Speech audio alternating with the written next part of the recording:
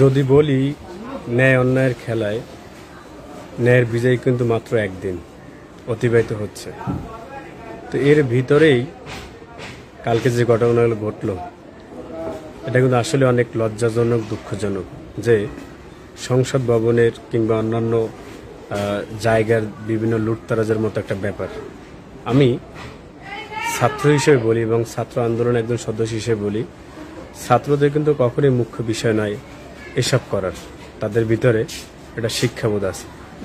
যারাই এই কাজগুলো করেন তারা একটু সংযত হন, কারণ বিগত কিন্তু অন্যায়ের যে শাসনামল ছিল তাদের প্রতি কিন্তু এইসব কর্মকাণ্ডের জন্য মানুষ ক্ষিপ্ত ছিল, অভিশাপ ছিল।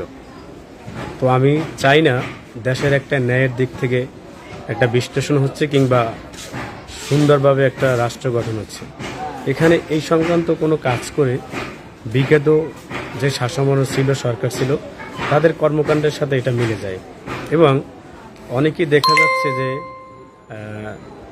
মানে অনেক দিন পর আসলে যদি না খেয়ে থাকে, হঠাৎ করে যদি কোনো খাবার পায়, জীবন মানুষ হুমড়ে খেয়ে খেতে থাকে। এতে করে কি হয় জানেন, বদহজমের একটা সমস্যা হয় কিংবা গলায় ভাত বেজে আপনি কিন্তু সমস্যা হতে পারে। তো এই ধৈর্যটুকু আপনি ধারণ করবেন। আমি মূলত আমার জায়গা থেকে এটা আমি আসলে আবদার জানাই, অনুরোধ জানাই। কারণ অনেক জায়গায় দেখা যায় ধর্মার একটা ব্যাপার চলতেছে, ঠিক আছে, রাস্তাঘাটে একজন আরেকজনকে টিটকারি মারতেছে। আপনি কাকে টিটকারি মারেন কিংবা কাকে কি বলেন, হয়তো আপনার সাথে ওই পরিমাণ যোগাযোগ নেই, কানেকশন নেই, ফেসবুক অ্যাড নেই কিংবা ইউটিউবের কোনো কিছু দেখতেছেন না। তো সেগুলা একটু ফলো করে একটা মানুষকে টিটকারি করলে আমার মনে হয় ভালো হয়। কারণ অনেক সময় দেখা গেছে যে যারা ছাত্রলীগে যুক্ত ছিল, যখন ছাত্রদের উপরে কিন্তু আঘাত হানার পরে তারা কিন্তু তাদের পথ থেকে সরে গিয়ে সাধারণ ছাত্র হিসেবে কিন্তু তারা এই ন্যায়ের পক্ষে ছিল।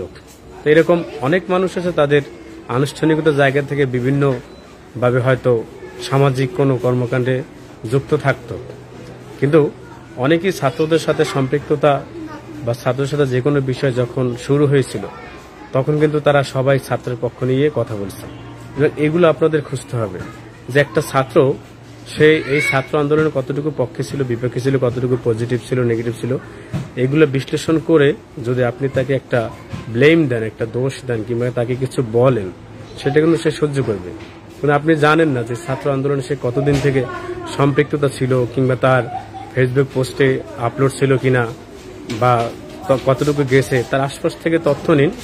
যদি তথ্য দিয়ে আপনি দেখেন যে ন্যায়ের পক্ষে ছিল না, ছাত্র হিসেবে তার ভূমিকা ছিল না, সে বিরুদ্ধে ছিল, তখন তাকে একটা দোষারোপ করা যায়।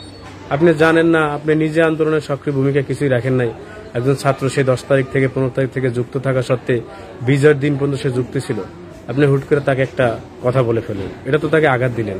তাহলে সে যে 10টা দিন, 12টা দিন, 22টা দিন এত কষ্ট করে ছাত্র আন্দোলন এবং ন্যায়ের পক্ষে ছিল, তাহলে সেই ফলটা কি আপনারা এভাবে দিচ্ছেন তাকে নানান কটুক্তিভাবে কথা বলে? এগুলো কিন্তু আমাদের এখানে হচ্ছে। তাই আমি বলি কি, আপনি ধৈর্য ধরেন। আপনি এত কষ্টের পরে আপনার একটা ক্ষমতা কিংবা আপনি যেটাই পাইছেন কিনা আপনার জায়গা থেকে, এটাকে হজম করতে শিখেন। আপনি ভুলে যাবেন না যে আপনাদের এই কটূক্তি কিংবা এই উচ্ছৃঙ্খলপনা কথা বলার জন্যই কিন্তু আজকে ছাত্ররা এত বড় একটা সরকার পতন করে ফেলছে। কিন্তু তো আপনাদের সেই ধৈর্যটা এবং সেই মন মানসিকতা যাতে বজায় থাকে, এটা আমি আহ্বান জানাবো। আর কারোর প্রতি মানে ক্ষিপ্ততার দরকার নেই। কিভাবে এখন সাধারণ মানুষের মন জয় করা যায়, রাষ্ট্র ভালো থাকে, এই ব্যাপারগুলো আপনারা একটু খেয়াল রাখবেন।